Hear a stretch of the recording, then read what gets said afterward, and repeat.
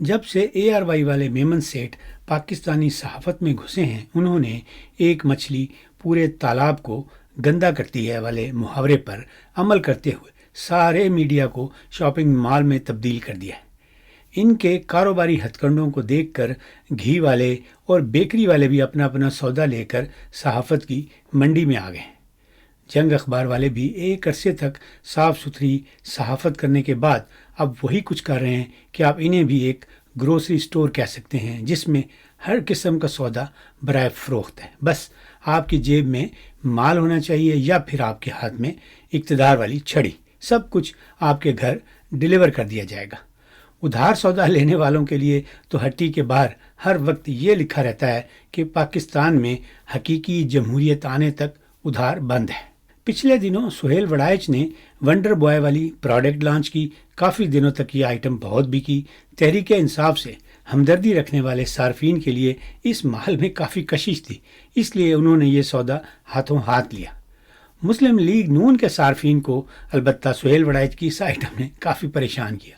شہباز شریف کی حکومت کے لیے تو یہ ڈرانے والا خواب تھا۔ پتہ نہیں کہ اس خواب کو دیکھنے کے بعد شہباز شریف نے نیند کی گولیاں استعمال کی ہوں گی یا جرنیلی لوری سے اپنی پریشانی کو دور کیا ہوگا۔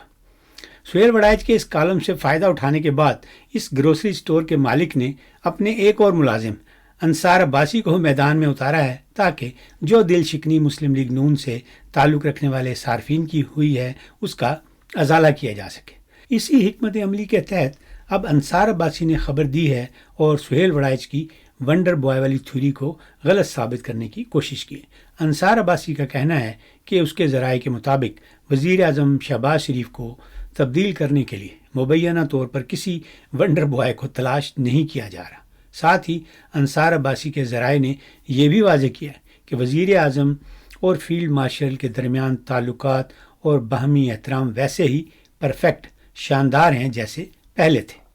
ان ذرائع نے سہیل وڑائچ کی اس قیاس آرائی کو بھی مسترد کر دیا ہے کہ کسی مبینہ بڑے منصوبے کے تحت ونڈر بوائے کی ضرورت ہے۔ انصار عباسی کی اس خبر سے وہ سارا پروسیس ریورس ہو گیا۔ سہیل وڑائچ نے جن انصافی صارفین کو امید دلائی تھی ان سب کے دل انصار عباسی کی اس بریکنگ نیوز سے یقیناً ٹوٹ گئے ہوں گے، اور جن مسلم لیگی صارفین کو سہیل وڑائچ نے بھنبل بھوسے میں ڈالا تھا وہ انصار عباسی کے ذرائع کی یہ باتیں سن کر ایک بار پھر اپنے قلعے کی مضبوطی کا جشن منانے میں مصروف ہو گئے ہوں گے۔ بہرحال سیاسی منڈی میں یہ سارا اتار چڑھاؤ اس سیٹھ کی وجہ سے ہے جس نے جنگ نامی گروسری سٹور کھولا ہوا ہے اور اس میں ہر ٹائپ کے سیلز مین بھی رکھے ہوئے ہیں جنہیں آپ کالم نگار بھی کہہ سکتے ہیں۔